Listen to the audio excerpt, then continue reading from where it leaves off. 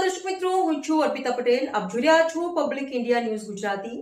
સમાચાર મળી રહ્યા છે દાહોદથી. જય શ્રી રામના ગગનભેદી નારા વચ્ચે દાહોદમાં પૂજ્ય યોગી દેવનાથજી બાપુનું ભવ્ય સ્વાગત. દાહોદ રાષ્ટ્રીય હિન્દુ સંઘના મુખ્ય સંયોજક પૂજ્ય યોગી દેવનાથજી બાપુના દાહોદ આગમન પ્રસંગે શહેરમાં ભવ્ય સ્વાગત સન્માનનું આયોજન કરવામાં આવ્યું હતું. રાષ્ટ્રીય હિન્દુ સંઘ દાહોદ જિલ્લા ટીમ દ્વારા ગોધરા રોડથી બસ સ્ટેશન, નગરપાલિકા ચોક થઈ અને રામાનંદ પાર્ક સુધી વિશાળ બાઇક રેલી કાઢવામાં આવી હતી, જેમાં સમગ્ર જિલ્લાભરના ધર્મપ્રેમી યુવાનો, મહિલાઓ અને કાર્યકર્તાઓ મોટી સંખ્યામાં જોડાયા હતા. રેલી દરમિયાન જય શ્રી રામના ગગનભેદી નારાઓથી સમગ્ર શહેર ગુંજી ઉઠ્યું હતું. રામાનંદ પાર્ક ખાતે યોજાયેલા કાર્યક્રમમાં બાળ કલાકાર અક્ષરા મુકેશભાઈ પ્રજાપતિ દ્વારા ભજન ગાઈ પૂજ્ય બાપુનું ભવ્ય સ્વાગત કરવામાં આવ્યું. આ પ્રસંગે પૂજ્ય યોગી દેવનાથજી બાપુએ સનાતન ધર્મના મહત્વ, ગૌમાતા રક્ષા અને હિન્દુ યુવાનોમાં જાગૃતિ લાવવાની જરૂરિયાત અંગે માર્ગદર્શન આપ્યું હતું.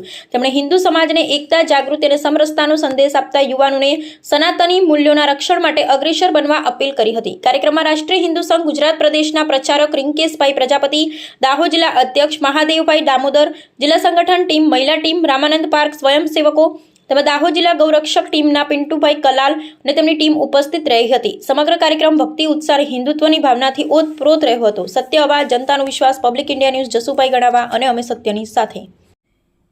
પબ્લિક ઇન્ડિયા ન્યૂઝ ગુજરાતીમાં સમાચાર જોવા માટે ચેનલને લાઇક કરો, શેર કરો, સબસ્ક્રાઇબ કરો અને બેલ આઇકન પ્રેસ કરો, જેથી આપને નોટિફિકેશન્સ મળે.